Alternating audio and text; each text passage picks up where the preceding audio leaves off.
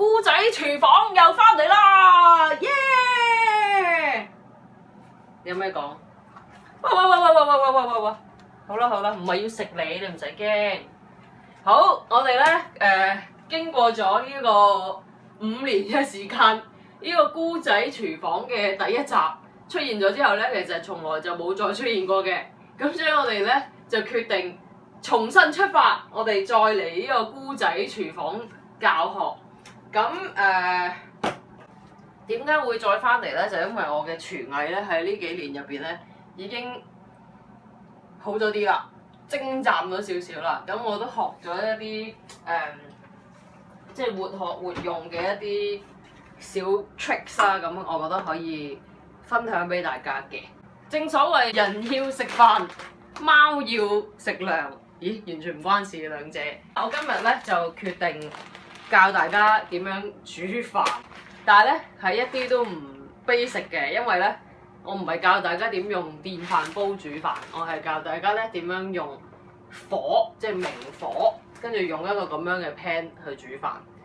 呢包係新買嘅米啦，就係呢個北海道嘅唔識讀咩別市咩生咩嘅農家直送嘅北海道米。其實呢個方法咧，我係喺一個日本嘅呢個食譜嘅書入邊，佢教即係教一啲家常嘅小菜嘅一本書啦。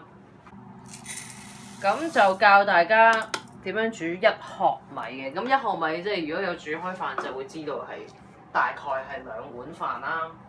咁日本米佢最同普通我哋煮一啲米唔同嘅地方咧，就係佢係要洗多幾次嘅。咁不過有時即係因為呢啲包裝上面咧成日唔識睇，咁就其實有時又寫無洗米。咁我都開頭都諗緊究竟佢係意思係即係佢冇洗過啊，定係還是我哋唔使洗咧？咁後來就終於明白咗就係可以唔使洗。咁所以你都要睇一睇佢包裝上面有冇寫啦。好啦，咁洗到呢度就差唔多，即係見佢啲水咧都清清地。咁其實日本米就有一個步驟係你要浸佢嘅。咁個浸個水量其實冇所謂啦，即係浸過咗佢啲米，咁就浸30分鐘。好啦，30分鐘過後咧，就將啲米咧就輕輕擎一擎乾佢啦，跟住又倒翻落去。咁跟住咧，其實個水係平時咧1粒米就係1粒水啦。咁呢個因為佢浸咗半個鐘，佢又鎖少少水嘅緣故咧，所以其實我哋用嗰個水係會少啲嘅。咁大概即係我都係好隨量嘅啫，即係大概少啲咁多啦。咁樣，好。咁同埋咧，因為呢個煲咧嗰個size 我就會揀一個平時大家煮麵咧咁樣嘅一個 size 咧，其實就啱啱好嘅。咁細多少少其實都 OK 嘅。通常爐頭你應該有一個大啲，有一個細啲。咁我就會揀最細嗰個爐頭啦。咁樣嚟就先開到最大嘅火，就冚蓋。佢一水滾嘅時候，你要即刻可以閂到佢。如果唔係，佢就會有黐底嘅情況出現㗎啦。咁我好中意呢一個煮飯嘅方法咧，就因為可以控制到佢個質量多啲，同埋因為有時去 camping 咧，就你唔會帶埋電飯煲去噶嘛。咁呢個就係一個好嘅方法，即係你學識咗呢個嘅話咧，就算你冇電飯煲，你去到郊外啊，或者去到即係外國嘅時候咧，你都可以煮到飯嘅。好啦，我哋等一等佢水滾先。好啦，佢而家開始咧有少少滾啦，咁咧等多一下。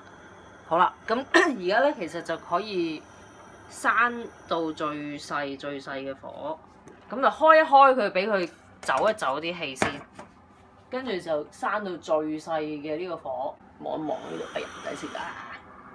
閂到最細嘅火，就再繼續咁樣煮佢12分鐘。電飯煲通常係要30分鐘啊，或者40分鐘咁樣先煮到嘅。咁呢個係更快捷嘅方法。咁我哋而家，咦，要計時喎。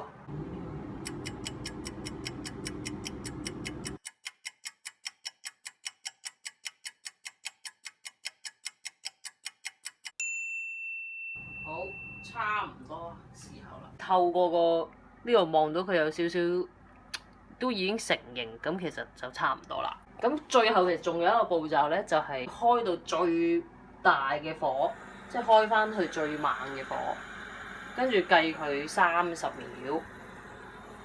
呢個步驟咧就令到佢跟住落嚟嗰10分鐘，佢再去焗佢嘅時候咧，就會有多少少嘅熱力，咁可以閂火，跟住就離開個火，擺喺度擺10分鐘。耶！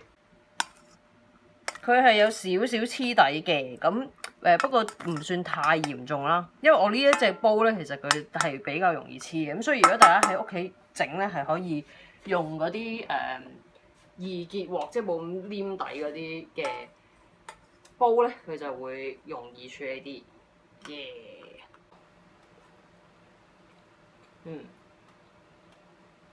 係可以煮耐多少少嘅，不過佢都係一個食得嘅飯嘅硬度啦。咁啊，希望呢一個咁簡單嘅飯咧，係幫到大家可以煮一個冇電飯煲嘅飯。咁大家如果咧有啲咩想我煮或者想挑戰我嘅話咧，都可以留言啦。同埋咧，大家記得10雞我哋呢度下面呢個 subscribe。好啦，我食飯啦，咁啊講住咁多先，拜，食蛋先，耶，豉油。